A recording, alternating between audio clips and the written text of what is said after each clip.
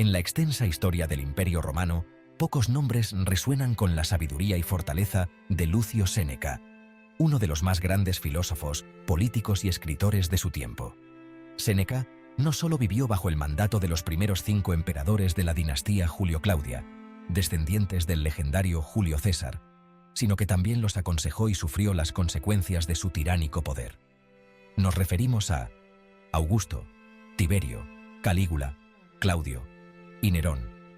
El primero de estos emperadores fue Augusto, el fundador del Imperio Romano, sobrino nieto de Julio César, que tras su magnicidio en los idus de marzo del año 44 a.C., formó parte del segundo triunvirato junto con Marco Antonio y Lépido. En el 27 a.C., se consagró como el primer emperador de Roma hasta su muerte en el año 14 de nuestra era, tras 41 años de reinado. Séneca nació en Hispania, en la actual Córdoba, en el año 1 a.C. Aunque Séneca aún era un niño en el Principado de Augusto, su vida ya estaba marcada por el orden y la estabilidad que trajo el primer emperador. Bajo su gobierno, el imperio se consolidó y Séneca creció en una Roma que se beneficiaba de la Pax Romana, un periodo de paz y prosperidad. Augusto, hábil político y estratega, transformó Roma en un imperio, consolidando su poder con la imagen de defensor de las antiguas virtudes romanas. Sin embargo, también sentó las bases de un sistema autocrático que luego, como veremos, provocaría el sufrimiento de miles de romanos en general y de Séneca en particular. El siguiente en la lista es Tiberio, el segundo emperador de Roma. Durante su mandato, Séneca ya era adulto y comenzaba a destacar como orador y filósofo. Tiberio, un hombre sombrío y desconfiado, fue conocido por su alejamiento de Roma y su creciente represión. Tiberio vivía en el exilio voluntario en la isla de Capri, dejando a Roma bajo la tiranía de su prefecto del pretorio, Sejano. Aunque Séneca no sufrió directamente bajo Tiberio, sus escritos revelan una aguda percepción del poder corruptor del miedo y la desconfianza, temas que marcarían los últimos años del filósofo. Con la llegada de Calígula al poder, Séneca comenzó a sonreír a la muerte. Calígula, famoso por su locura y crueldad, veía a Séneca como una amenaza debido a su talento oratorio y su creciente influencia política. Según algunos historiadores como Suetonio, Tácito y Dion Casio, el propio emperador consideró en un momento ejecutar a Séneca, pero lo perdonó al pensar que el filósofo no viviría mucho tiempo debido a su mala salud. Calígula es recordado por su brutalidad y su reinado de terror. Su lema favorito era que me odien con tal de que me teman.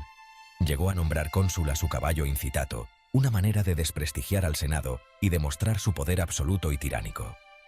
El reinado de Calígula marcó un punto de inflexión en la relación de Séneca con el poder imperial. Estar cerca del poder también significaba estar cerca del peligro. Por suerte para Séneca, Calígula duró menos de 4 años en el poder.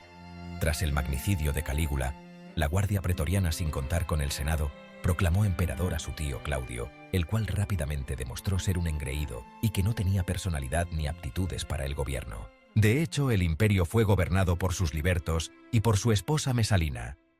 En este periodo Séneca sufriría su primera gran adversidad.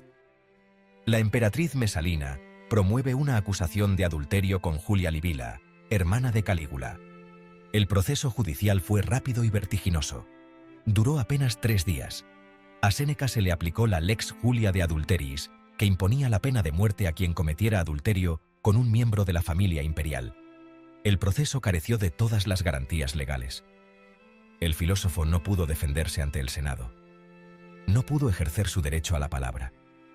Fue condenado a muerte, pena que se le conmutó por el destierro en un acto de hipócrita clemencia. El exilio fue en Córcega, donde pasaría 8 largos años apartado de Roma.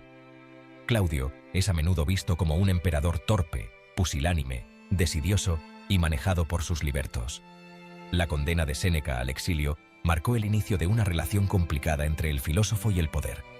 Claudio, influenciado por sus esposas y consejeros, veía en Séneca a un enemigo potencial, y la corte romana era un lugar donde una simple acusación podía significar el final. Finalmente, llegamos al emperador que definiría el destino de Séneca, Nerón. Irónicamente, Séneca fue el tutor de Nerón, ayudando al joven emperador a tomar las riendas del imperio. Nerón tiene solo 16 años cuando alcanza el trono. Al principio, el gobierno fue moderado, y en gran parte guiado por la sabiduría de Séneca. Sin embargo, con el tiempo, Nerón se desvió hacia la crueldad, el despilfarro y la tiranía.